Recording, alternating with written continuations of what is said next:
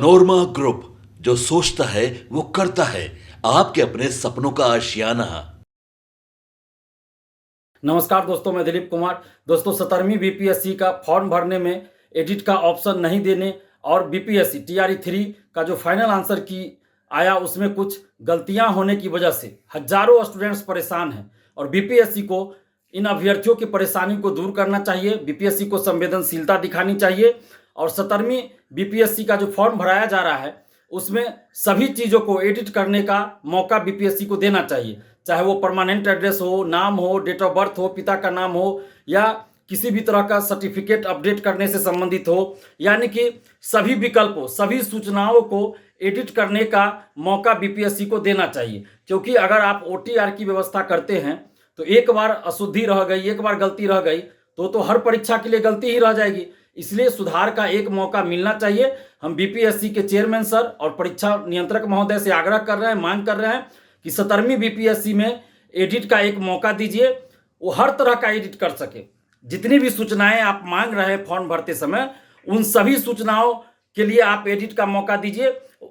किसी अभ्यर्थी को डेट ऑफ बर्थ में गलती हो गई, किसी को नाम, अपने नाम में ही गलती हो गई, एक स्पेलिंग, एक वर्ड एक्स्ट्रा लिखा गया या एक वर्ड छूट गया या एक वर्ड गलती लिखा गया, या किसी तरह का एनसीएल, किसी को ईडब्ल्यूएस, किसी को और कोई सर्टिफिकेट अपलोड करना हो, 69th में उन्होंने अपलोड किया तो उस समय के अनुसार अपलोड किया, अब उनका नया बन गया तो नया अपलोड करना चाहते हैं। परमानेंट एड्रेस, किसी का पहले कुछ और था, अब मान लीजिए कहीं और वो परमानेंट निवास करने लगे तो वो अपना जो वर्तमान परमानेंट एड्रेस है वो देना चाहते हैं।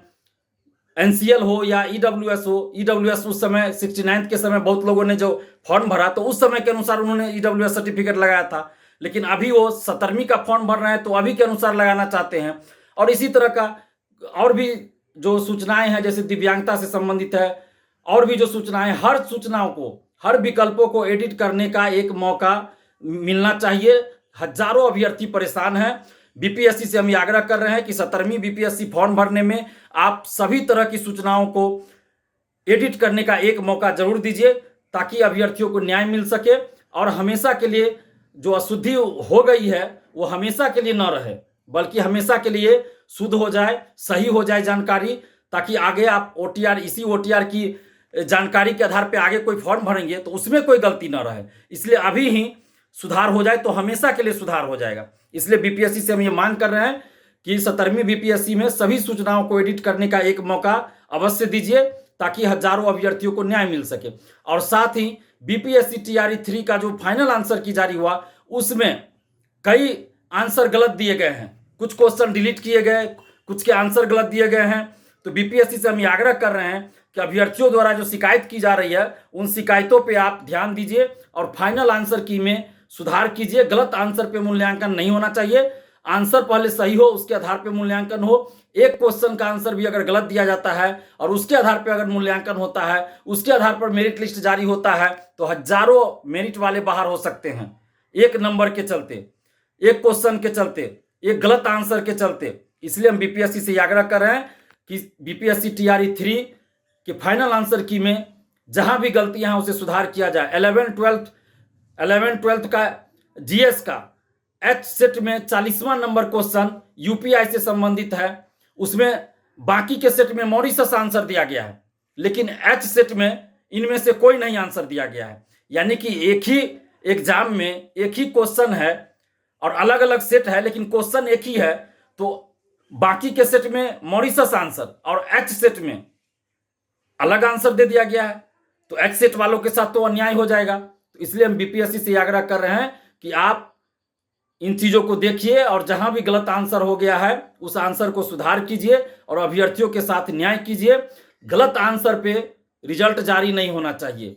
जब आप फाइनल आंसर की जारी किए उसमें भी अशुद्धि है, आप खुद उस क्वेश्चन का अलग अलग सेट में मॉरिशस आंसर मान रहे हैं और एच सेट में इनमें से कोई नहीं मान रहे हैं, तो आप तो खुद बता रहे हैं कि कोई तो गलती होगा। दोनों तो आंसर सही नहीं हो सकता, जबकि क्वेश्चन एक ही है और दो एक ही क्वेश्चन का अलग अलग आंसर कैसे हो सकता है।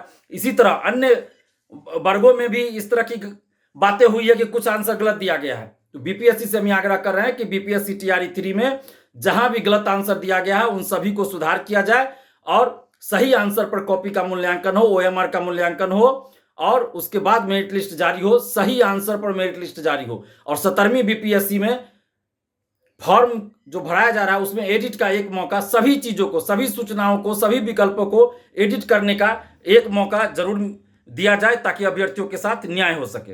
पनोरमा ग्रुप, जो सोचता है वो करता है। अगर ये वीडियो पसंद आई और वह बिहार के राजनीति और बिहारियत से सरोकार रखेनी तो सब्सक्राइब बटन दबा के चैनल के सब्सक्राइब कर ली। ओजे एगो घंटी बा, ओकरा बटन दबा देला से कुल सटीक और मारक खबर रुआ मुफ्त में मिल जाई। अगर रुआ पत्रकारिता के हमनी के नया प्रयोग में सहयोग कर चाहतानी तो ज्वाइन बटन दबा दी। पेटीएम नंबर नोट कर ली 9386816700। धन्यवाद।